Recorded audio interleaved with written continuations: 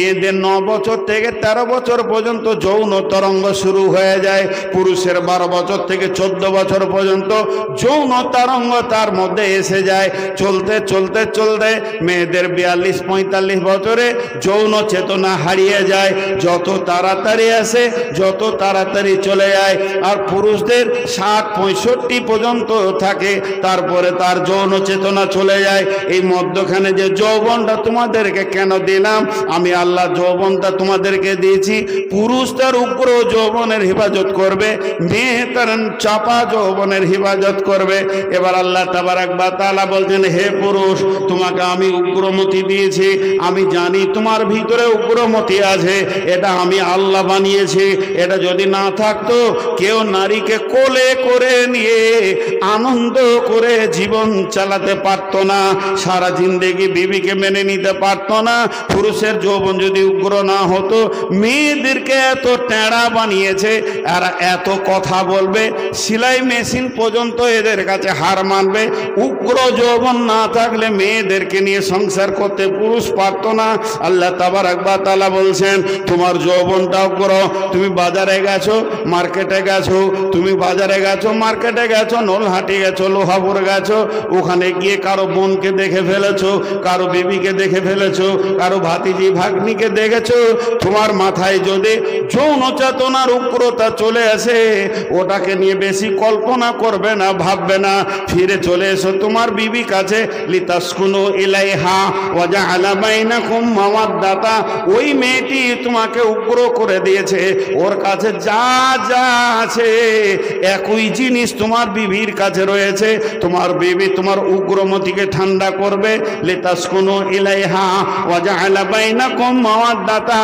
বিবিকে ধরলে নাকি, দেখলে নাকি, মিললে নাকি, বিবির সঙ্গে সম্পর্ক করলে নাকি, জেনা করলে যত বড় গুনাহ, বিবির সঙ্গে মিললে অত বড় নাকি। আর বিবি স্বামীর দড়াতে সারা দেবে, স্বামীর গায়ে মিলবে, চলবে ফিরবে, হাসবে, এর জন্য নেকি রয়েছে। ওই জগৎটা নেকিতে ভরপুর রয়েছে, এবং দুইজন দুইজনকে আনন্দ দেবে। আল্লাহ তাবারাক ওয়া তাআলা বলছেন, তারা দুজনে কি আনন্দ পেল, তারা দুজনে কি তৃপ্তি পেল, পৃথিবীর বিজ্ঞানীরা এক কলম তোরা লিখে দে। এটা আমি আল্লাহ বানিয়েছি, এটা জান্নাতে বানিয়েছি, এটা জান্নাতে এক জায়গায় থাকবে। পৃথিবীতে স্বামী স্ত্রী যতদিন থাকবে, এরা জান্নাতের সুখ পাবে।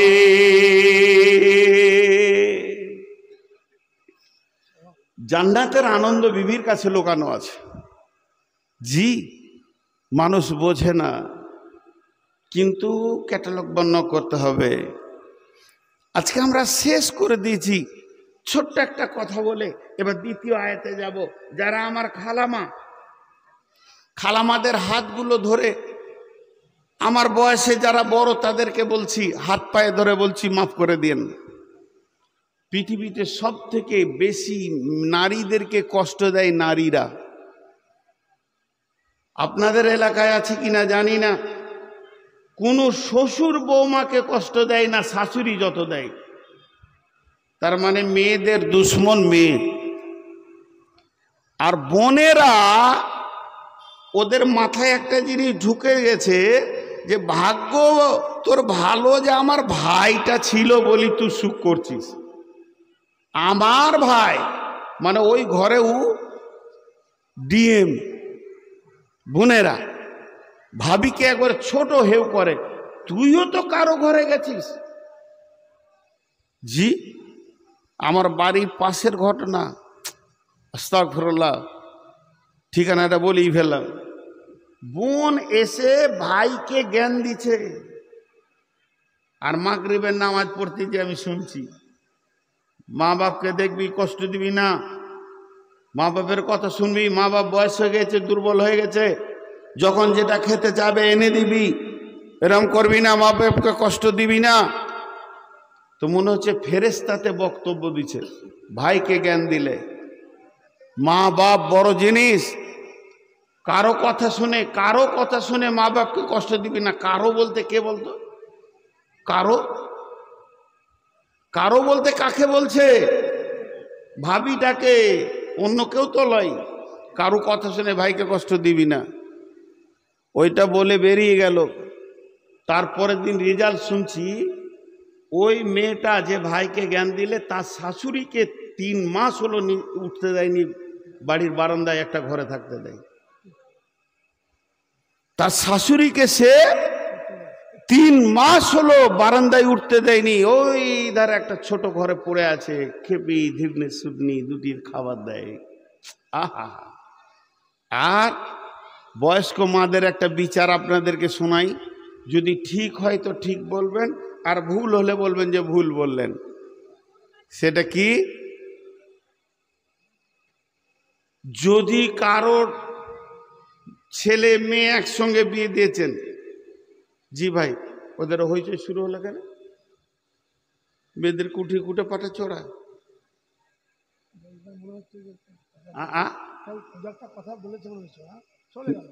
না না, ওদিকে হইচই শুরু হলো। আচ্ছা ভাই আপনারা একবার মুখ খুলেন, বিরক্ত লাগছে? হ্যাঁ, আমি সুগারের রুগী, ইনি আমার বড় ভাই, এনার কথা ফেলতে পারিনি, অনেক জালসা জবাব দিলাম, এনার কথা ফেলতে পারিনি বলে আমি এসেছি। আর ইনি অনেক ভালো মানুষ, আমার নজরে অনেক ভালো মানুষ, এনার পাঞ্চুয়াল টাইমের দিকে জ্ঞান আছে, আর এক এক জায়গায় মাথা খারাপ করে দেয়। এবার শুনেন আমার কথাটা, যদি ভুল হয় তো বলবেন ভুল, আর ঠিক হলে সবারই মুখে আমি একটা আওয়াজ শুনবো যে ঠিক বলেছেন। একই ভোজে ভাই আর বোনের বিয়ে দিল বাপ, বোনটার বিয়ে দিল ধরেন ভেলিয়ানে, ভাইটার বিয়ে দিল লোহাপুরে। তাহলে বাড়িতে দুটো, একটা বেটি একটা বেটা একসঙ্গে বিয়ে হলো, তার বিনিময়ে দুটো নতুন মানুষ পেল, একটা বৌমা পেল একটা জামাই পেল। বুঝতে পেরেছেন কথাটা? এবার বাইদি বাই বিয়েটা হয়েছে 4-5 মাস কি 6 মাস, নতুন বিয়ে। তো বেটিটা বাপের ঘরে আছে, বউটা ওইখানে আছে, বেটিটা কোনো কাজে এসছে এখানে আছে। তো নতুন বউ শ্বশুর বাড়িতে থাকলে জামাই তো আসবেই। তো দেখা গেল ভেলিয়ান থেকে জামাই এসছে, জামাই এসে আছে, বেটি জামাই একটা রুমে আছে, বেটা গেছে মাঠে কাজ করতে, ধানের জমি দেখতে, বাপ বলেছে জমিগুলো না দেখে আসবি না। তারপরে ও ঢুকলো বেলা 11টা-12টার দিকে বাড়িতে। এই বউটার ওপরে, আপনার বেটির ওপরে জামাইয়ের যে চাহিদাটা আছে, বৌমায়ের ওপরেও তো বেটার ওই চাহিদাটা একই আছে, সেম। মাঠে কাজ করছে আর মনে করছে কখন যাব বাড়ি বিবির মুখ দেখব, কখন যাব বাড়ি বিবির মুখ দেব, নতুন বিয়ে। বউটাও বাড়িতে কাজ করছে মন খারাপ করে, কখন আসবে, মাঠ ছেয়ে গেছে সকালে এখনো আসেনি, দুইজন আছে। এবারে জামাইটা ঢুকে তখন ওর বেটিটাকে নিয়ে একবার চলে গেল এইদিকে, বাজার দিয়ে ঘুরতে চলে গেল, ওই করমজি কোন দিকে চলে গেল, নলহাটি। সকালে একবার ঘুরে এলো বা 10টার সময় ঢুকলো, নাস্তা খেয়ে বলছে চল একবার লোহাপুর যাই, ফরক করে আবার বেরিয়ে গেল লোহাপুর, 2 টিপ হয়ে গেল। আবার একটু দুপুরে ভাত খেয়ে বলছে চল একটু দেখে আসি, আইসক্রিম খেয়ে আসি, 3বার হলো। বিকেলবেলায় বলছে আর একবার নলহাটি যাব, বেটি জামাইকে নিয়ে নলহাটি চলে গেল। তো ওর মায়ের মনটা এত খুশি হবে, পাড়াতে গিয়ে বলবে বোন তোদের দোয়া ছিল, জামাই একটা পেয়েছি, আমার বেটিকে ছাড়া কিছুই বুঝে না। দিনে 40 বার বাজার যেতে বললে 40 বার বাজার যাবে, কোনো বিরক্তি নেই। আমার জান ঠান্ডা হয়েছে, আল্লাহ আমার কপালের দিকে তাকিয়েছে, আমি ভালো বেটি জামাই পেয়েছি। এবার বৌমাটা ওর বেটাটাকে বলছে একবার বিকেলের দিকে কাটা করিয়ে যেতেন যে ওইখানে কিছু আনবো, স্বামী স্ত্রী ব্যাপার কিছু আনবো, আচ্ছা চলো। বিকেলবেলায় বেরিয়ে যাচ্ছে, ঠিক সন্ধ্যায় ঢুকেছে। ওই মেয়েটি 1 টিপ মেরেছে মাত্র, বেটি 5 টিপ মেরেছে, জান ঠান্ডা হয়ে গেছে। আর যে মেয়েটি 5 টিপে ওর বেটি জামাইয়ের সঙ্গে গিয়েছে, জান ঠান্ডা হয়েছে, সেই মেয়েটি তার বেটার সঙ্গে বৌমা খালি একবার কাটা গড়িয়ে গেছে, পাড়াতে বলে বেড়াবে বউটা বেটাকে কিনে লেছে। আর কথা মানে না কারো, মনের দুঃখ কোথা রাখবো, বেটা বউ পাগল হয়ে গেছে গো, বলে কি বলে না। এই শাশুড়ি শ্বশুরগুলো বউ মায়ের হাতে ভাত পায় না। ও যদি হতো মায়ের মতো, ও যদি বেটিটা দেখে যত আনন্দ পেল, বউ মায়েরটা যদি ওই আনন্দ উপভোগ করত আর বলতো আলহামদুলিল্লাহ, আমার বেটা বউয়ের মেল মহব্বত কত, এদের মহব্বত দেখে মনে হচ্ছে এরা শান্তির সংসার করবে, তাহলে ওই বৌমা কোনোদিন শাশুড়িকে ছেড়ে দিত না। এই বেইনসাফি চলছে আমাদের ভিতরে। আল্লাহ তাবারাক ওয়া তাআলা মেয়েদের ভিতরে তিনটা ক্যাটালগ করেছেন। বিসমিল্লাহির রহমানির রহিম।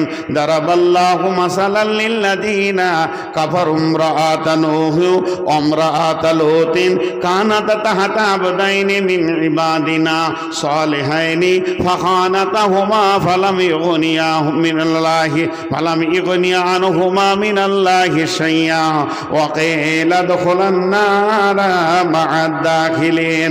ওয়া দারাবাল্লাহু মাসালাল লিল্লাযীনা আমানু ইমরাআতা ফিরআউনা ইয ক্বালাত রাব্বি ইবনি লি ইন্দাকা বাইতান ফিল জান্নাতি ওয়া নাজ্জিনি মিন ফিরআউনা ওয়া আমালিহি ওয়া নাজ্জিনি মিনাল কওমিদ যালিমিন। ওয়া মারইয়াম ইবনাতা ইমরানা আল্লাতী আহসানাত ফারজাহা ফানাফাখনা ফীহি মির রূহিনা ওয়া সাদ্দাকাত বিকালিমাতি রাব্বিহা ওয়া কুতুবিহি ওয়া কানাত মিনাল কানিতিন। তিনটা আয়াত পড়েছি, ধ্যান দেবেন। আল্লাহ পৃথিবীর মেয়েদেরকে তিনটে ভাগ করে দিয়েছেন তিনটা আয়াতে।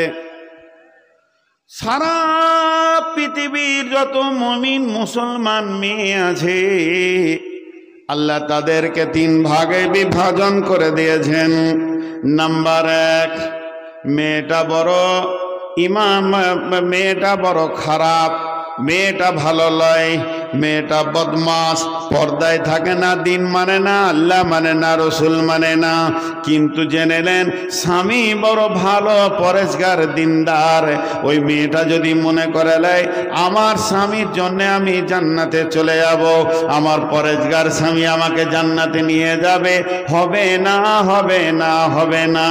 আবার মেয়েটা ভালো স্বামীটা খারাপ, যদি কোনো মেয়ে মনে করে আমার স্বামী আল্লাহ একটা কপালে তো স্বামী হয়, একটাই তো জীবনে বিয়ে হয়, আমি একটা স্বামী পেলাম, স্বামীটা বড় জুয়ারি, স্বামীটা হলো সুদখোর সুদারো, স্বামীটা মাতাল লুচ্চা, আমি মনে হয় জাহান্নাম চলে যাব। আল্লাহ বলছে তাও না, হবে না।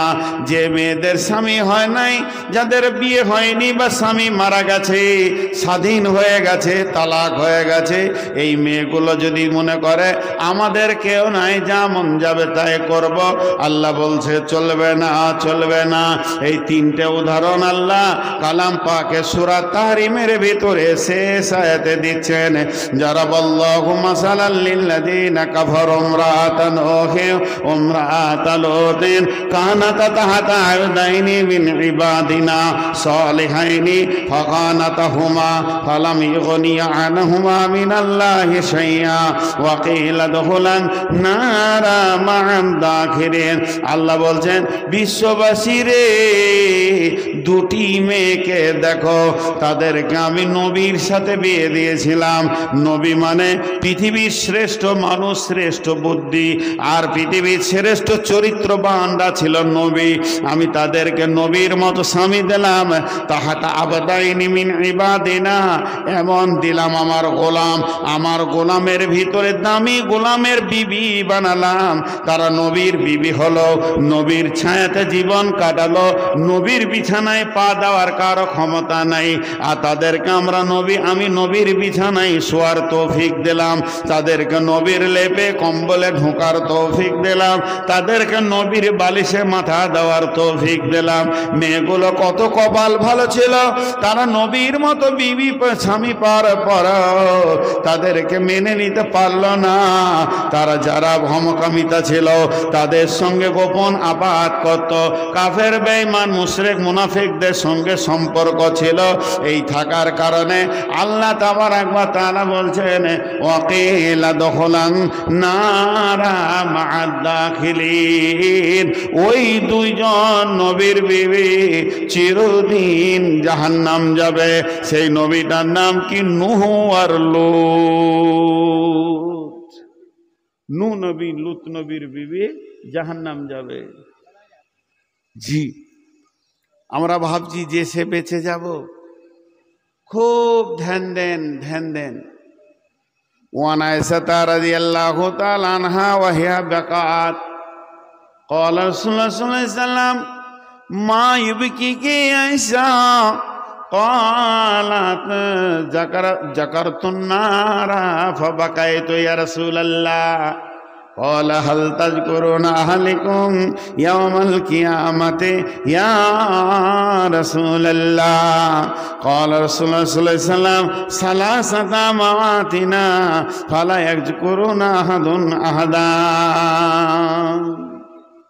বিশ্বনবীর যত বিবি ছিলেন, একটু ধ্যান দেন, মনোযোগ। বিশ্বনবীর যত বিবি ছিলেন, একটা বিবি ছিলেন কুমারী, সমস্তগুলো বিধবা। কারো স্বামী মরে গেছে, কারো স্বামী তালাক দিয়েছে। দুইটা তিনটা বিয়ের পরে নবীর সঙ্গে বিয়ে হয়েছে, বিবিগুলো চরিত্রবতী ছিলেন, কিন্তু একটা মেয়ে ছিলেন, তিনি হলেন আয়েশা, যাকে পৃথিবীর কোনো পুরুষ দেখেনি, একমাত্র নবীজি ব্যবহার করেছেন। তাজাওয়াজা ওয়াহা বিনত সাবআ সিনিন, 7 বছর বয়সে বিয়ে হয়েছে রাসূলের সাথে। ওয়া জুফাত ইলাইহা লুআবুহা মাহা ওয়া 9 সিনিনা, আর 9 বছর বয়সে আম্মা জান আয়েশা রসুলের সঙ্গে বাসর ঘরে গেছেন। আর মাতাত আনহা ও আলাইহা মাতাত আনহা সব ওয়াহিয়া বিনত সামানিয়া সিনিনা। আম্মা আয়েশা যখন 18 বছর, মাত্র 18 বছর বয়সে তিনি স্বামী হারাচ্ছেন। তাহলে শুনেলেন এই আম্মা জান আয়েশা কে? কিয়ামত পর্যন্ত যত মুসলমান আসবে সমস্ত মুসলমানের মা।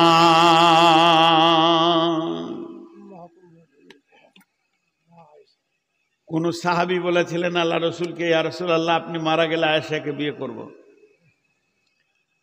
আসমান থেকে আয়াত নাজিল হয়ে গেল, নবীর বিবিরা কিয়ামত পর্যন্ত সমস্ত পুরুষের মা, এদের সঙ্গে বিয়ে হারাম। তো 18 বছর বয়সে মেয়েটা স্বামী হারালো। শুনেলেন এবার মেয়েটা কোয়ালিটি। মেয়েটি নিজেই বলতেন আল্লাহ আমাকে 5খানা সম্মানী দান করেছে, আমি 5টা সম্মানে সম্মানিত হয়েছি। আমার বৈবাহিক জীবন, রসুলের সঙ্গে আমার বিয়ে হবে, এটা পৃথিবীর মানুষের আলোচনাতে হয়নি, আসমানওয়ালা এটা আলোচনা করেছেন। জিব্রাইল মারফতে বলে দিয়েছেন যে আমি নির্বাচন করেছি, হে নবী মুহাম্মদ তুমি আয়েশাকে বিয়ে করবে। তাহলে জেনে নেন এটা আসমানওয়ালার নির্বাচন, এটা আমার সব থেকে গর্বের বস্তু। 2 নম্বর, আল্লাহ আমাকে কত সম্মান দিয়েছেন। নবীজি আমার হুজরাতে আছেন, আসমান থেকে আয়াত নাজিল হয়েছে, এটা আমার 2য় সম্মান। আমার 3য় সম্মান হলো আমার বিছানাতে যেদিন নবীজি শুয়েছিলেন, আমার বিছানায় আমার বালিশে মাথা দিয়ে রসুল আমাকে নিয়ে শুয়ে আছেন, ওই রাত্রিতে সাবে মেরাজ হয়েছে। আম্মা জান আয়েশা বলছেন আল্লাহর মুলাকাতে গেছিলেন, আর নামাজ নামে একটা জিনিস পৃথিবীতে এসেছে, সেটা আমার বিছানা থেকে হয়েছে। আল্লাহ আমাকে কত ভালোবাসেন। আম্মা জান আয়েশা বলছেন 4 নম্বরে সারা পৃথিবীর শ্রেষ্ঠ মানব আখিরি নবী, নবী মুহাম্মদ রাসূলুল্লাহ সাল্লাল্লাহু আলাইহি ওয়াসাল্লাম আমার কোলে মাথা রেখে চিরনিদ্রায় ঘুমিয়েছেন। তিনি যেদিন পৃথিবী থেকে চলে যান সেই দিন আমার কোলে মাথা রেখে গেছেন। আর 5 নম্বরে আমার সম্মান, আমাকে আল্লাহ কত ভালোবাসে। আজও 2000 2025 সালে এই আজকে ফেব্রুয়ারি এপ্রিল মাসের 5 তারিখে বিশ্বনবী যেখানে শুয়ে আছেন মদিনা মানোয়ারাতে, আর কিয়ামত পর্যন্ত শুয়ে থাকবেন, ওটা আম্মা জান আয়েশার বিছানা। বিছানা সরিয়ে দিয়ে আল্লাহ নবীকে ওখানে কবর দাফন করা হয়েছে। তাহলে জেনে নেন, আমি 5খানা সম্মানিত মা আমার, বোন আমার, এইরকম মেয়ে, এত দামি মেয়ে, সারা পৃথিবীর সমস্ত মাযহাবের আলেম ওলামা একমত। আম্মা জান আয়েশা মুহাদ্দিস ছিলেন, ছোটখাটো ব্রেনের মানুষ ছিলেন না, অনেক হাদিস বর্ণনা করেছেন। অত কোনো মেয়ে এত হাদিস বর্ণনা করতে পারেননি। তার একটা বড় কারণ আছে, সেই কারণটা হচ্ছে দাম্পত্য জীবনের যত হাদিস আম্মা জান আয়েশা বর্ণনা করেছেন অন্য বিবিরা মনে রাখতে পারেননি।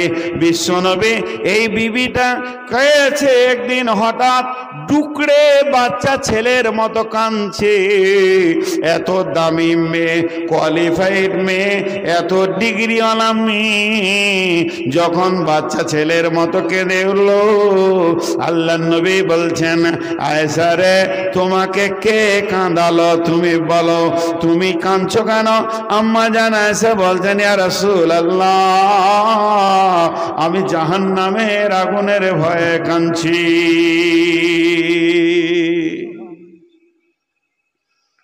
তিনটে ক্যাটালগ বলছি, ধৈর্য ধরেন। আমি যদি এখন কাঁদি তো এই কমিটির লোক বলবে, আজকের জন্য আপনি আমাদের মেহমান, কি হলো, কাঁদছেন কেন? বলো মেরেছে। বলছে দাঁড়ান দেখি, এই লোকটা অপমান করেছে, দাঁড়ান দেখছি আমাদের মেহমানকে কেন অপমান করবে। আর আমি যদি কাঁদতে কাঁদতে বলি জাহান্নামের ভয়ে কাঁদছি, কার বুকে এত সাহস আছে, কাঁদিয়েন না, দেখছি বিষয়টা। বলবে বিশ্ব নবী পর্যন্ত পারলেন না। আল্লাহ নবী বললেন, আয়েশা কাঁদছো কেন? আম্মা জান আয়েশা বললেন, আমি জাহান্নামের ভয়ে কাঁদছি। নবীজি বললেন, চুপ করে দাঁড়িয়ে আছে। আবার আম্মা জান আয়েশা প্রশ্ন করলেন। কি প্রশ্ন করলেন? আম্মা জান আয়েশা একটা জিনিস লক্ষ্য করে দেখে বুঝতে পারলেন, আমাকে আমার স্বামী কত ভালোবাসে, আমাকে বিশ্বনবী কত ভালোবাসে, আমাকে আমার হাবিব কত ভালোবাসে। আমি কেঁদেছি তা তিনি এসেছেন, তার মানে আমার চোখের পানি তিনার দিলকে প্রভাব করেছে, তিনাকে দুলিয়ে দিয়েছে, তিনাকে সচিয়ে দিয়েছে, তার ব্রেন কাজ করছে। এসে জিজ্ঞেস করছে, এসে কাঁদছো কেন? তাহলে আমার এই কান্নাটা রসুলের জন্য কারণ হয়েছে বলে তো জিজ্ঞেস করছে। উনি চুপ করে থাকতে পারতেন। তাহলে আমি একটা কথা বলি, আল্লাহর নবীকে বলছেন, হাল তাজকুরুনা আলাইকুম কিয়ামতে ইয়া রাসূলুল্লাহ, ও দয়ার নবী গো, আপনাকে বিবি বলে কিয়ামতের দিন মনে থাকবে নাকি? একবার বলেন, এখানে আমি দুনিয়া কাঁদলাম, আপনি এসে আমাকে জিজ্ঞেস করলেন, আর আপনার কথার আমি উত্তর দিলাম, কিন্তু যেদিন কিয়ামতের দিন আসবে সেই দিন খালি কাঁদার পালা পড়ে যাবে। ওগো দয়ার নবী, ওগো আল্লাহর নবী, ওগো আখিরি নবী, আপনি একটিবার বলেন, ওই দিন কি আপনার বিবি আয়েশা বলে মনে থাকবে নাকি? নবীজি হালকা করে বললেন, সালাসাতা মাওয়াতিনা ফালা ইয়াজকুরুনা আহাদুন আহাদান। আয়েশা রে, তিনটে সময় এমন আসবে ওই কিয়ামতের ময়দানে, তিনটে মহড়া এমন আসবে কেউ কাউকে মনে রাখতে পারবে না। তার মানে নবীজি বলছেন, আমিও মনে রাখতে পারবো না। একটা হলো যখন দাড়ি পাল্লা ওজন করে বলা হবে, দুনিয়াবাসী রে, নিজে নিজে আমল নিয়ে এসো, আমি আল্লাহ তোমাদের গুনাহ নেকিকে ওজন করব। মানুষ বিভ্রান্তি হয়ে কেউ কাউকে মনে রাখতে পারবে না। 2 নম্বর জায়গাটা হলো যখন ডান হাতে বাঁ হাতে সার্টিফিকেট দেওয়া হবে, কেউ কাউকে মনে রাখতে পারবে না। আর 3 নম্বর জায়গা হলো যখন জাহান্নামের মুখে পুলসেরাত রাখা হবে, দৃশ্যটা দেখে কেউ কাউকে মনে রাখতে পারবে না। তার মানে আমি বলতে চাইছি, বিশ্বনবী যদি আয়েশাকে জবাব দেয়, আপনার স্বামী যত বড়ই আল্লাহর ওলি হোক হোক না কেন কিয়ামতের দিন কোনো কাজে আসবে না।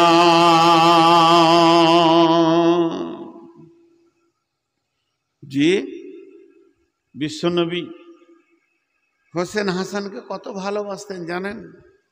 আহা, আসরের নামাজ আল্লাহ রসুল শেষ সাজদায় আছে, শেষ রিকাতে শেষ সাজদায়, আর ইমাম হোসেন ঘাড়ে চড়ে নিয়েছে। ইমাম হোসেন আর হাসান মসজিদে গিয়ে বলছে নানা ঘোড়া হয়েছে চাপ, তা ঘাড়ে বসেছে ধরে আছে নানাকে, আর হাসান তখন পাছাতে ঠেলছে, বলে ঘোড়া যায় না কেন রে? কত মহব্বত। জিবরাইল আমিন এসে রসুলের কানে বলছে, ইয়া রাসূলুল্লাহ, অতক্ষণ পর্যন্ত মাথা তুলবেন না যতক্ষণ পর্যন্ত ইমাম হোসেন না নামবে। কত ভালোবাসতেন আল্লাহ, কত মহব্বত, কত ভালোবাসা। জি, সাহাবীদের মধ্যে একজন দেখতে পেয়েছে আল্লাহকা করে যে রসুল ঘুমিয়ে গেল নাকি, দেখছে তো একজন ঘাড়ে চড়ে আছে, একজন পাছায় ঠেলছে, হাত দিতে যেছে, আল্লাহ রসুল হাত সরিয়ে দিলেন। কত ভালো, কত মহব্বত, কত তাদের প্রেম। শুধু এইটা নয়, আল্লাহ নবী জুমার খুতবা দিচ্ছেন, জুমার খুতবা রানিং চলছে, প্রায় অর্ধেক খুতবা হয়ে গেছে। ইমাম হোসেন আর হাসান মেন গেটে চলে এসছেন।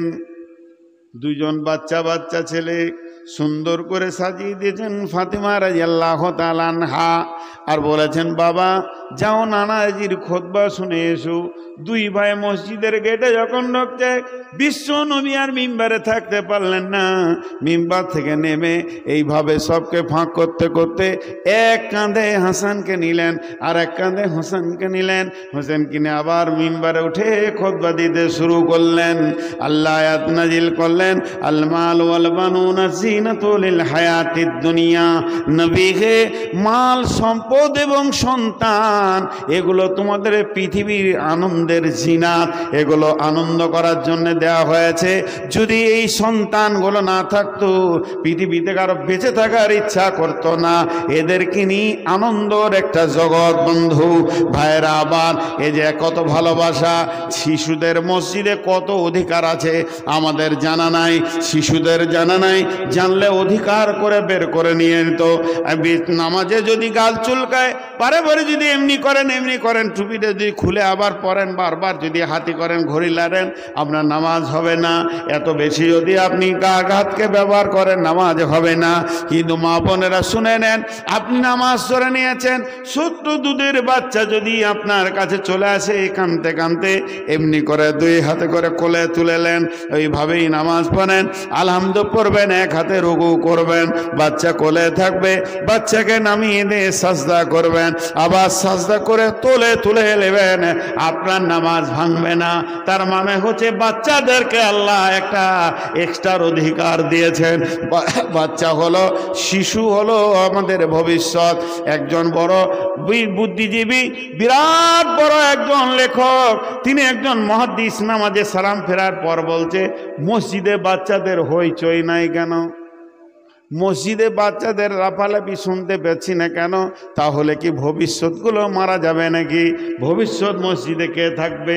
আপনি চলে যান মক্কা মদিনায়, চলে যান, সেখানে গিয়ে দেখবেন মসজিদে নববীতে বাচ্চারা কাতারের ভিতরে লুকোচুরি খেলছে, বল খেলছে। আপনি কিছুই বলতে পারবেন না, পুলিশ ডিউটিতে আছে। আপনার যতই কষ্ট হোক ঘাড়ে পা দিয়ে চলে যাবে।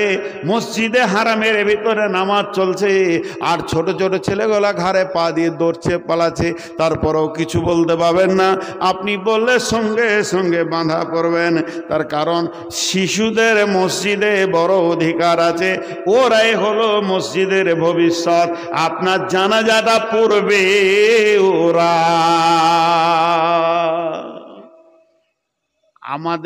আপনাদের এলাকায় আছে কিনা জানি না, ৭৭ চুহে খাকে বিল্লি নে হাজকো চেলি। সারা জীবন লুটারি, বদমাস, জুয়ো, তাস আর মদ গাঁজা খেয়ে ৮৬ বছর বয়সে মসজিদ ঢুকেছে। তোবাতিল্লা করে ঢুকেছিস, বাপ ভালো কথা। 50 বছর বয়সে মসজিদ ঢুকেছে, উই আবার মসজিদে এত বড় বড় হুঙ্কার মারবে, ছেলে পেলেকে কাউকে টিকতে দিবে না। আপনাদের দেশে আছে নাকি? খবরদার না, খবরদার না। দুদিনের কাঠমুরসলি সব দোয়া কটা জানে না, ওকে যদি জিজ্ঞেস করা হয়। এত মহব্বতের নাতি, নাতিদের সঙ্গে নানার কত মহব্বত আজকে আমি আপনাদের সামনে বলে দিলাম। এক কাঁধে হাসান আর এক কাঁধে হুসেন। বিশ্বনবী রাস্তায় হাঁটছেন, দুই কাঁধে দুই নাতিকে নিয়ে, আর রাসূলের চুলগুলোকে দুই ভাইয়ে টিপে ধরেছে, ধরে আবার নানাকে চাপ মারছে আর একটু যেন দাবাইটা হয়। দুইজন এমনি করে লাফালাফি করছে। হযরত উমর বলছেন, কি সুন্দর সওয়ারি তোমাদের। ওই দুইজনকে বলছে, হাসান হোসেনকে, তোমরা কি সুন্দর সওয়ারিতে চেপেছো। তখন আল্লাহ নবী উমরকে বলছেন, উমর রে, সওয়ারি যত সুন্দর, যারা সওয়ার আছে তারাও তো সুন্দর, তারা কম সুন্দর নয়। আল্লাহ নবী বলেছেন, যে জান্নাতে হাসান হোসেন যাবে না সেই জান্নাত মানাবেন না। এত মহব্বতের জিনিস। শুধু তাই নয়, মা ফাতেমাকে নবীজি কত ভালোবাসতেন, ফাতেমাকে আম্মু বলে ডাকতেন। কোথাও গেলে ফাতেমাকে শেষকালে দেখা করতেন, সফর থেকে ফিরলে ফাতেমাকে প্রথম দেখা করতেন। ফাতেমা রসুলের মায়ের জায়গা দখল করেছিলেন। যেদিন উটের ভুঁড়ি চাপিয়ে দেওয়া হয়, ফাতেমা দৌড়ে গিয়ে রসুলের মাথা থেকে নামিয়েছিলেন, হুঙ্কার দিয়েছিলেন ফাতেমা। আম্মা জান খাদিজা যেদিন পৃথিবী থেকে চলে যায়, বিশ্ব নবী নয়ন ভরে কেঁদেছিলেন। খাদিজার কথা ভুলেননি। সেই দিন ফাতেমা বলেছিলেন, আব্বা আপনার পাশে পাশে আমি থাকবো, আব্বা কাঁদার কোনো কারণ নাই। কিন্তু সূরা কাফের ভিতরে একটা আয়াত নাজিল হলো, কুল মা কুনতু বিদআম মিনার রাসূল। আল্লাহ রসুলকে বলছেন, হে রসুল, তুমি কোনো নতুন রসুল নও, তোমার আগে আমি 1.5 লক্ষ নবীকে কম বেশি পার করে দিয়েছি। 1,24,000 কম বেশি 1.5 লক্ষ, এতগুলো নবীকে কোনো নির্দিষ্ট হিসাব নাই, আমি লাখ নবীকে পার করে দিয়েছি। তুমি তো শেষ নবী। কত নবীকে ক্ষয় করলাম, কত নবীকে পৃথিবী থেকে বিদায় দিলাম, তুমি আমার চোখে শেষ নবী। অতএব তুমি মনে করিও না এক্সট্রা ফেসিলিটি তোমার জন্য রয়েছে।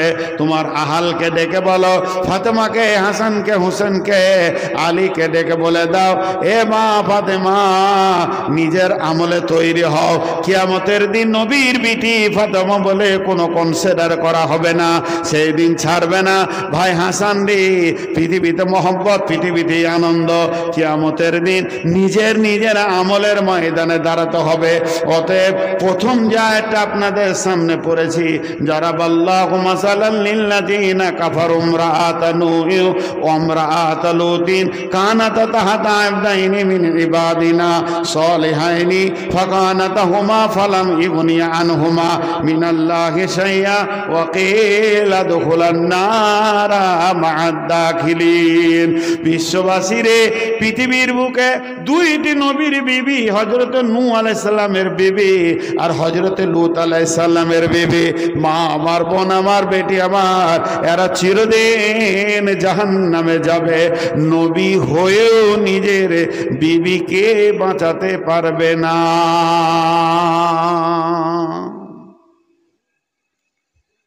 তাহলে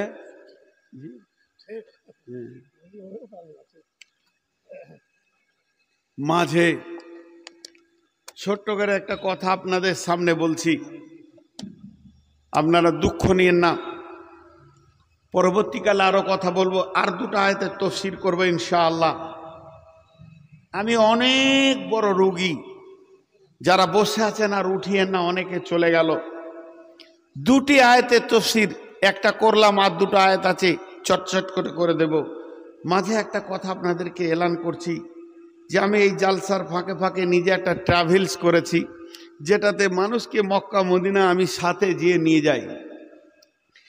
মক্কা মদিনা লাখো লোক বেরিয়ে গেছে, চলে আয় আমার সঙ্গে, চলে আয় আমার সঙ্গে। 75,000 80,000 যে যেমন পারছে ডাক মারছে, হাঁক মারছে, লোক হুর হুর করে তাদের পেছনে দৌড়ছে। এখনকার মানুষ 20 টাকা কম পেলে ওই দিকেই দৌড়বে, 200 টাকা কম পেলে, 1000 টাকা কম পেলে ওই দিকেই দৌড়বে। এটা বিজনেসে পরিণত হয়ে গেছে, সেবাতে নয়। তবে আল্লাহকে সাক্ষী রেখে বলছি, ওই মক্কা মদিনার মাটিতে আমি যাদেরকে নিয়ে যাই তাদেরকে আমি বিজনেস করি না, তাদেরকে সেবা দিই। জেদ্দা থেকে শুরু হয়, কেন এসেছি, কেন কাবাতে আমি পৌঁছালাম, কাবাতে কে পৌঁছেছিল আগে, আল্লাহ আমাকে নিয়ে এলো কেন, এর উপরে আয়াত দিয়ে আমি কথা বলতে থাকি। মানুষের জ্ঞান বিবেক খুলে চোখের পানিতে কাঁদে, হ্যাঁ সত্যিই তো তাই। তারপরে মক্কাতে যাওয়ার পর মক্কা কোথায় কি, কোন ঘটনা, কোনটা আরাফাত, কোনটা মিনা, কোনটা মুজদালিফা, কোথা কি আমল আছে, সেগুলো আমি নিজে বর্ণনা রাখি। অতএব এর একটা আলাদা স্বাদ পাবেন। সে মক্কা থেকে যখন মদিনা যায় তার পথিমধ্যে যে কথাগুলো আছে, রসুল কিভাবে হিজরত করেছেন, কিভাবে কোন দিকে গেছেন, কিভাবে মদিনা পৌঁছালো, তার কথা আমি রাখি এবং মদিনারও কথা রাখি। অনেকে লিখে দিচ্ছে অভিজ্ঞ আলেম দিয়ে গাইড করানো হবে। দেখেছি শুধু মক্কা মদিনার ভিতরে ছেড়ে দিয়ে চলে আসে। আমি তো গেছি ওই অভিজ্ঞ আলেমদের সাথে। এক অভিজ্ঞ আলেম বলছে, বাসটা মদিনা ঢুকছে, সবাই সালাতো সালাম করো, ইয়া নবী সালাম আলাইকা শুরু করে দিলে। বুঝি মানুষ বুঝে না যে এটা কোন ক্লাসের কোন জাতির আলেম, এটা বুঝে না। আমি বসে আছি, বলছে মৌলানা উঠেন, ইয়া নবী সালাম আলাইকা বলেন। তুই বল, দু কলম আমি পড়ে এসি, তোর মতো আমি অত পাগলা লই যে এখন ইয়া নবী সালাম আলাইকা বলতে হবে। তো ভালোভাবে ঠিক মতো যদি করতে চান উমরা বা হজ, আমার সাথে যোগাযোগ করেন, আমার নম্বরে যোগাযোগ করেন, আমার বড় ভাইয়ের সঙ্গে যোগাযোগ করেন। এইটুকু আপনাদের সামনে আমি বলে গেলাম, কারণ আপনারা আমার সঙ্গে চলেন, এই ভাষাটা বলছি। এরপরে টাকা পয়সার কথা বলবেন, ৭৫,০০০ নিচে, ৮০,০০০ নিচে, ৮৫, ৯০, ১ লাখ, ১,১০,০০০ চলছে দুনিয়াতে। কিন্তু ১,১০,০০০ যে লোকটা যাবে, ৭৫,০০০ যে লোকটা যাবে, ওর মতো ফেসিলিটি পাবে না। পরিষ্কার কথা, কাছে থাকবে, ভালো খাবে। আমি বলছি আপনাদেরকে ভালো খেতে দিব না। অনেকে লেখছে ভালো ভালো খাবার আমি দিব না, নুন দিয়ে ভাত দিব। আমি বলছি বিছানা দিব না, চাদর পেরে গামছা পেরে শুবেন। কিন্তু চলেন, আপনাকে আমি মক্কা মদিনার আসল ইতিহাসগুলো দেবো, লাভ হবে। আমার ট্রাভেলসে এই বছরে যেটা আমি কোরবানির পরে যাব, সফর করব, এই এপ্রিল মাসের ভিতরে যদি কেউ পাসপোর্ট দেয়, এপ্রিল আর মের 15 পর্যন্ত, তার বেশি করা যাবে না। এপ্রিল আর মের 15 পর্যন্ত পাসপোর্ট আর টাকা দেয়, 1 লাখের প্যাকেজটা 90,০০০ নিয়ে যাব ইনশাআল্লাহ। ৭৫,০০০ আছে, চলে যান আমি বলবো। কিন্তু ওখানে গিয়ে যখন ঠকবেন আপনি, তখন ওই এজেন্টকে গাল দেন না, অল্প টাকা দিয়েছেন, বহু দূরে আপনাকে রাখবে। কিন্তু আমার সঙ্গে চলেন, আমি যেমনটি মানুষ আপনারা ভাবছেন, আপনাদের সঙ্গে কথা বলছি, সেম ওখানে গিয়ে সার্ভিস পাবেন। 1 লাখের প্যাকেজটা 90,০০০ নিয়ে যাব, মের 15 পর্যন্ত টাকা পাসপোর্ট দিলে। এবার মের 15 পর থেকে দিলে ওই প্যাকেজেই যারা যাবে 1 লাখ লাগবে। কারণ আমি টিকিটটা এটাই সস্তা পাচ্ছি, ওইটা টিকিটটা সস্তায় পাবো না। আগে থেকে টিকিটটা আমি বুকিং দিলে সস্তায় পাচ্ছি। আমি প্লেনের সঙ্গে কথা বলেছি, কথা চলছে। আর ওই দিকে গেলে তখন আমাকে তৎকাল হবে। আবার যদি জোয়ার 3 দিন আগে যেতে চান, তাহলে তৎকাল চার্জ 25,০০০ টাকা লেগে যাবে, হিসাব একটা আছে।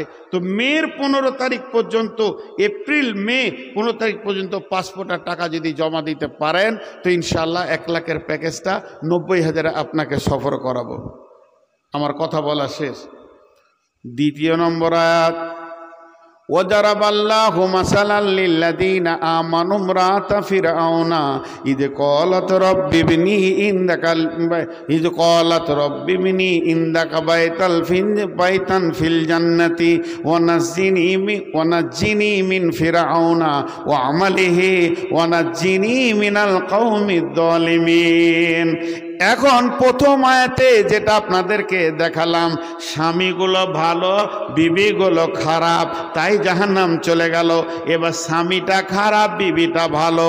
তার কারণ পৃথিবীর যত জালেম এসেছে আজ পর্যন্ত, আর এরপরে যত জালেম আসবে ফেরাউনের মতো কেউ জালেম হবে না। কোরআনে যাকে জালেম ঘোষণা করা হয়েছে এ বেঈমান, সারাদিন আল্লাহর বিরোধিতা করেছে আর রাত্রিবেলায় আল্লাহর কাছে কান্ত। এ বেঈমান জানার পরেও বেঈমানি করেছে, আর এই ফেরাউনের মতো জালেম কেউ নাই। কিন্তু আল্লাহ বলছে, ও পৃথিবীর মেয়েরা, ও মহিলারা, তোমার স্বামীটা তো ফেরাউন নয়। তোমার স্বামী যদি সুদখোর হয়, তোমার স্বামী যদি জুয়ারি হয়, তোমার স্বামী যদি লুচ্চা হয়, তোমার স্বামী যদি লুটেরা হয়, তোমার স্বামী যদি বেঈমানি করে দাড়ি মেরে নিয়ে এসে তোমাকে খাওয়ায়, তার কোনো চিন্তা নাই। কারণ ফেরাউনের বিবি আসিয়া চিরদিন জান্নাতে থাকবে। ফেরাউনের বিবি যদি আসিয়া জান্নাতে যেতে পারে, তুমি সুদারোর বিবি কেন জান্নাতে যাবে না? তুমি মাতালের বউ কেন জান্নাতে যাবে না? তুমি নিজেকে কোনোদিন হতাশা করিও না, হতাশায় ভোগবে না। তুমি নিজেকে তৈরি করো, আমলকে তৈরি করো, আখেরাতকে তৈরি করো। ওই আসিয়ার বড় মানসিক শারীরিক যখন অত্যাচার হতে লাগলো, ফেরাউনের একটা দাবি, তুমি আমাকে আল্লাহ বলো। আসিয়া বলল, শুনে নাও, আল্লাহ বলবো না, স্বামী হিসেবে যত যা করার আছে আমি করব, কিন্তু আমার আল্লাহ এক। এবার শারীরিক অত্যাচার করতে করতে বাড়ি থেকে বের হয়ে নিয়ে এলো। শেষ অত্যাচার হলো, তার 4টা হাত পায়ে টান করে বেঁধে দেওয়া হলো, আর মাঝে নিটে কাঁচকে ভেঙে বিছিয়ে দিয়ে আসিয়াকে শুয়ে দেওয়া হলো। গোটা শরীর মেতে ক্ষত বিক্ষত করে দিয়েছে, এত মার দিয়েছে, শরীর কেটে ক্ষত বিক্ষত হয়ে গেছে। এবার আসিয়াকে শুয়ে দিয়ে কয়েকটা সৈন্যকে একটা বিরাট বড় পাথরটা ছেড়ে দিলে মাটির সঙ্গে মিশে যাবে, কয়েকটা সৈন্য ধরে আছে। ফেরাউন বলছে, আসিয়া রে, একটি বার দেখলে তোর মত কত ভয়ানক হবে, তুই এখন আল্লাহ বলেলে। কিন্তু এসে আসিয়া, না, আমার আল্লাহ এক, আমি কাউকে আল্লাহ বলতে পারবো না, তিনি আমার আল্লাহ, যিনি আমার রব। তারপরে 2 চান্স আর বলছে, তোকে এটা শেষ চান্স দিচ্ছি, আল্লাহ বলবি কিনা। হযরত আসিয়া কি বললেন? কোরআনে চলে এসেছে, আসিয়া বলতে শুরু করলেন, রব্বি বিনিলি ইনদাকা বাইতান ফিল জান্নাতি ওয়া নাজ্জিনি মিন ফিরআউনা ওয়া আমালিহি ওয়া নাজ্জিনি মিনাল কওমিজ জালিমিন। আল্লাহ, রব্বি বিনিলি ইনদাকা বাইতান ফিল জান্নাতে, হে আমার রব, তোমার জান্নাতের ভিতরে আমার ঘরকে বানিয়ে দাও। আর কি করো? ওয়া নাজ্জিনি মিন ফিরআউনা ওয়া আমালিহি, এই ফিরআউন বেঈমান আর বদ চরিত্রওয়ালা স্বামী থেকে আমাকে নাজাত দিয়ে দাও। আল্লাহ, তুমি নাজাত দিয়ে দাও। আর কি করো? ওয়া নাজ্জিনি মিনাল কওমিজ জালিমিন, জালেম বংশে আমি বউ হয়ে গেছি, গোটা বংশটা হলো জালেম। ফিরআউনকে আল্লাহ বলে, আল্লাহ তুমি এখান থেকে আমাকে বাঁচাও।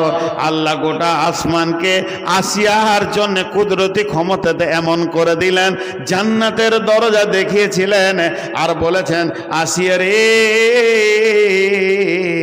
তোমার জন্য আমার জান্নাতের দরজা খোলা আছে। পাথরটা ছেড়ে দিল, আসিয়া চিরদিনের জন্য জান্নাতি হয়ে চলে গেল। বিশ্বনবী বলেছিলেন, আমি মেরাজের রাত্রিতে বেগম রুমাইসাকে জান্নাতে দেখেছি, জান্নাতের ভিতরে উজু করছি। আসিয়াকে জান্নাতের ভিতরে পাওয়া গেছে, তিনি জান্নাতি মেয়ে, জান্নাতে চলে গেছে।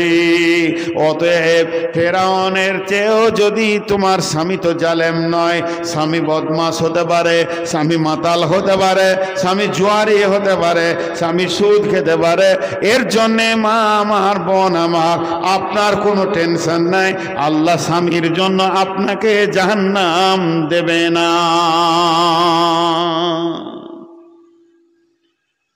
আর একটা আয়াত আছে, মৌলানা চলে গেছেন নাকি? ওই মৌলানা আমার আগে আদায় করছিলেন।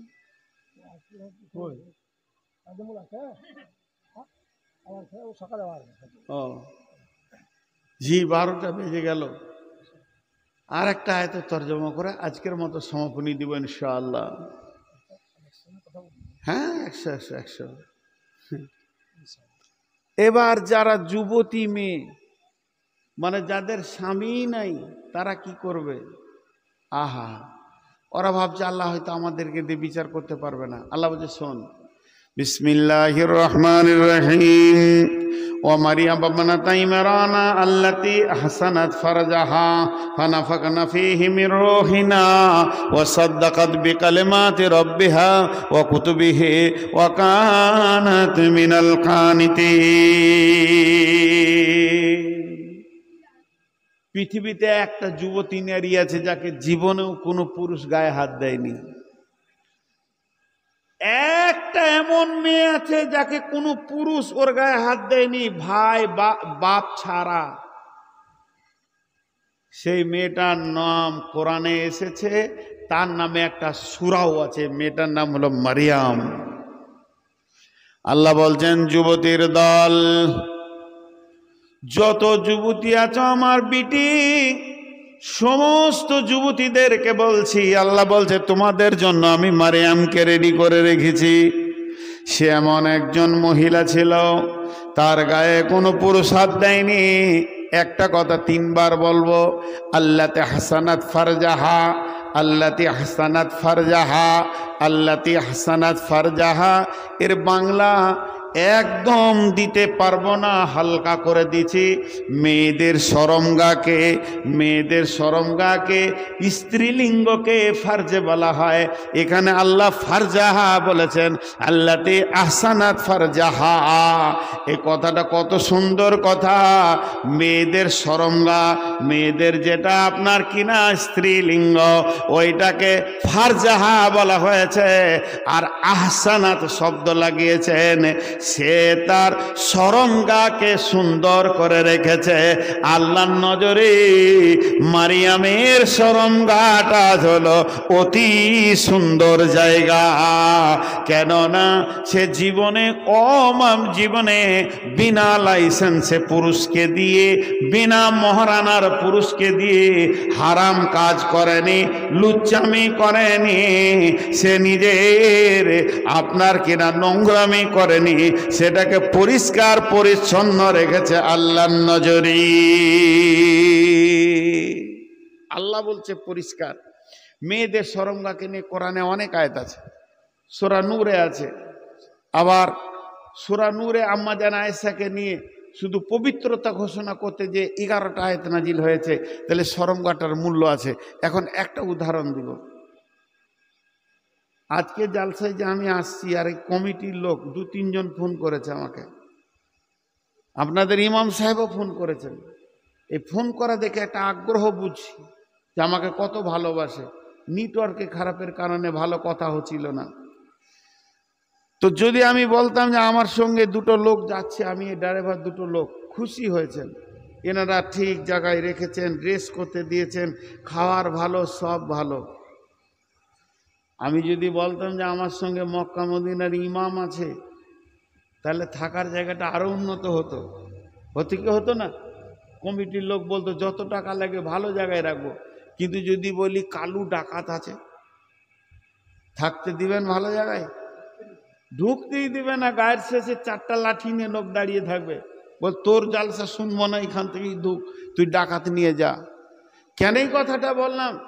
চলার পথে আমি সফর করছি, কিছুক্ষণ থাকবো, লোক যেমন হবে সেই রকম জায়গায় থাকবে। আমি লম্বা সফর করছি, বাড়ি থেকে শিলিগুড়ি চললাম, আমি আমাইপুর এসছি, 1 ঘন্টা 2 ঘন্টা থাকবো, যে লোকটা থাকবে এখানে, ওই লোকটা যেমন দামি হবে, থাকার জায়গা তেমন দামি হবে, এইটা বলতে চাইছি। তাহলে শুনেলেন, এই পৃথিবীতে যত মানুষ আসে, এই পৃথিবীতে যত মানুষ আছে, মায়ের পেটে রেহমের ভিতরে কিছুক্ষণ তাদেরকে থাকতে হয়। তাহলে ওই জায়গাটা যত পরিষ্কার হবে, তত দামি বাচ্চা মায়ের পেটে থাকবে। আর জায়গাটা যদি আমার বোন, আমার বেটি অনুলুচ্চাকে দিয়ে খারাপ করে দেয়, ওই মেয়েটি কোনো দিন আশা করবে না আমার পেটে একটা দামি বাচ্চা আসুক। তার কারণ শুনেলেন, জায়গা সে নোংরা করে দিয়েছে। এর জন্য তার কাছে খারাপ ছাড়া ভালো সন্তান আসবে না। তাই কিয়ামতের সব থেকে বড় আলামত হচ্ছে কাসরাতু জিনা, জিনা বেড়ে যাবে। আল্লাহ রসুল বলছেন লা তাকুমুস সাআতু ফিল আরদি হাত্তা ইউকালা আল্লাহ, অতদিন পর্যন্ত কিয়ামত হবে না যতদিন পর্যন্ত একটা আল্লাহওয়ালা পৃথিবীর বুকে থাকবে। তাহলে আল্লাহওয়ালা থাকবে কতক্ষণ? যতদিন আমের গাছ থাকবে ততদিন আম থাকবে। একটাও আমের গাছ না থাকলে আম থাকবে না। তেমনি যতদিন আল্লাহওয়ালি মেয়ে থাকবে, সতীত্বের গ্যারান্টি দেওয়া মেয়ে থাকবে যে আমার গায়ে কেউ হাত দেয়নি, ততদিন আল্লাহওয়ালার আসার রাস্তাটা থাকবে। আর মেয়েদের সতীত্ব যখন শেষ হয়ে যাবে তখন আল্লাহওয়ালা আশাও শেষ হয়ে যাবে। রসুলের জামানায় ছিল জেনা করা কঠিন, বিয়ে করা আসান। সকালে বিয়ে, সন্ধ্যায় বিয়ে, আচানক বিয়ে হয়ে গেছে, কিন্তু জেনা করা কঠিন ছিল। রসুলের জামানায় জেনা করা কঠিন, বিয়ে করা আসান। আর এই জামানাটা এমন একটি জামানা, ব্যভিচার করা আসান কিন্তু বিয়ে করা কঠিন। অতএব ভাইরে আমার মামার ও আমার বেটির দল, লুচ্চাকে দিয়ে সরঙ্গা নষ্ট করিও না।